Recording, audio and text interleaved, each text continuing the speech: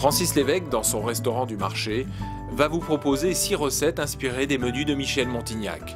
Il fait partie des jeunes chefs qui maîtrisent parfaitement ce type de cuisine saine et pleine de saveurs. De la salade périgourdine aux aubergines farcies, de la subtilité des pigeons aux petits pois, aux saveurs pleines de soleil dérougé à la provençale, il va vous dévoiler ses secrets d'un cheesecake au gingembre, sans oublier le gâteau aux pommes paysan.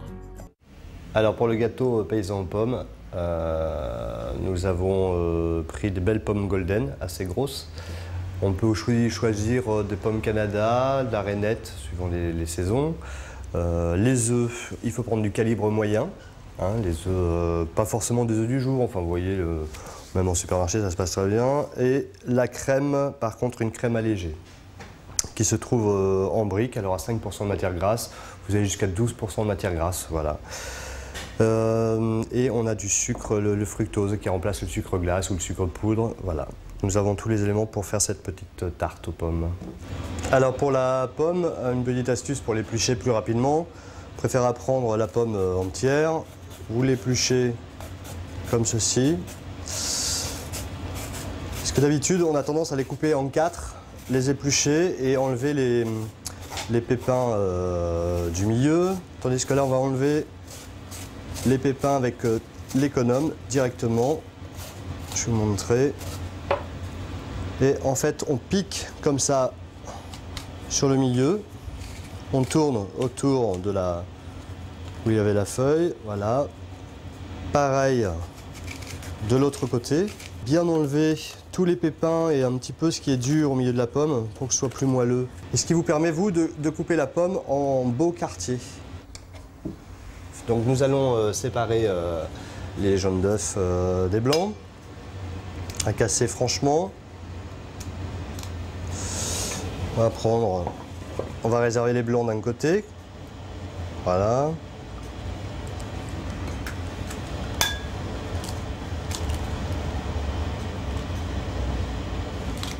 Là, ensuite, on va ajouter les œufs entiers.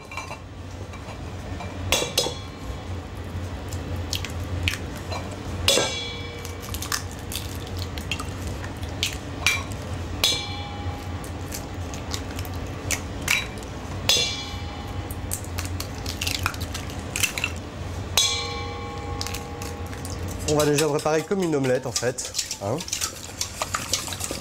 en ajoutant la moitié du fructose, parce qu'on va réserver une moitié pour faire revenir les pommes dans la poêle de cuisson.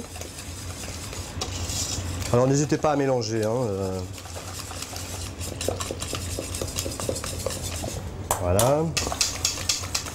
Donc même si ça fait quelques grumeaux, c'est pas grave, le fructose va prendre l'humidité et ça va se défaire tout seul. Hein, Voilà. Et ensuite, vous ajoutez la crème. Alors, je rappelle, c'est la crème légère, hein, 5%, maximum 12%. Voilà. Donc ça, c'est prêt.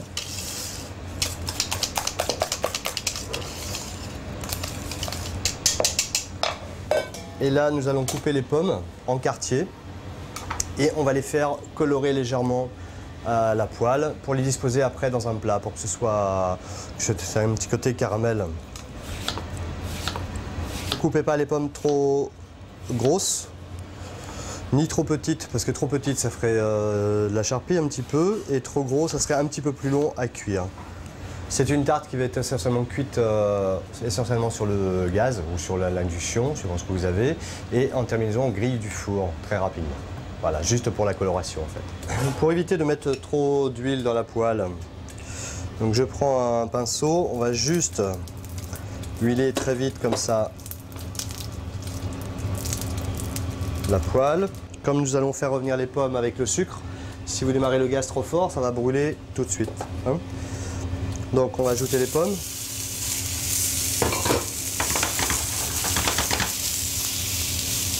On va les laisser légèrement caraméliser. Voilà, légèrement coloré comme ceci. Je vais commencer à ajouter le sucre, enfin le fructose plutôt. Et puis là, on va rebaisser le feu et laisser cuire tout doucement pour ajouter la préparation des œufs qu'on a préparé tout à l'heure.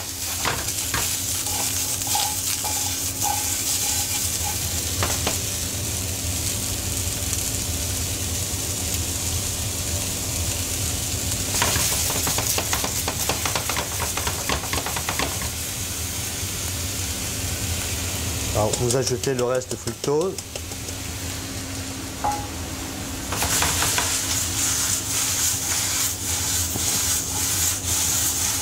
Et là, attention à votre feu, parce que si vous mettez trop fort, ça risque de prendre une coloration trop importante. Et en fait, après, on va avoir une petite amertume si vous laissez colorer trop fort.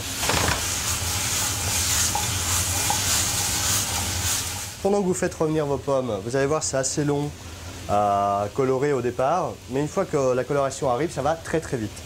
Donc prévoyez un petit peu quelques gouttes d'eau à côté de vous. Et juste pour arrêter la cuisson, si vous voyez que les pommes colorent beaucoup trop vite, vous versez une toute petite goutte d'eau. Ça ralentit la cuisson, vous voyez, et ça leur donne une belle couleur dorée comme ça dans la poêle. Et ça vous évite que le caramel pousse trop loin en cuisson pour éviter l'amertume en fait. Alors les pommes sont quasiment cuites, voilà. On va les arrêter, on va les disposer dans une poêle en fonte. Si vous n'avez pas une poêle en fonte, un beau moule à présenter sur table. Ça peut être un moule en porcelaine, en verre, un petit plat en fonte plat. Voilà. Vous disposez assez joliment les pommes. Vous remettez votre plat en fonte. Alors si vous avez un plat en Pyrex, par contre, ne faites pas ça, hein. Poussez les pommes un petit peu plus loin en cuisson, pour éviter de le mettre sur le feu parce que le plat en verre ne résistera pas. Vous ne faites ça que si vous avez une poêle en fonte. Je vais le remettre un peu sur le feu pour démarrer l'omelette sucrée en fait qu'on va verser sur les pommes, la laisser prendre un tout petit peu et on terminera la cuisson, nous ce qu'on appelle une salamandre, mais pour vous ça sera dans votre grille au four, position sur grille, d'accord ?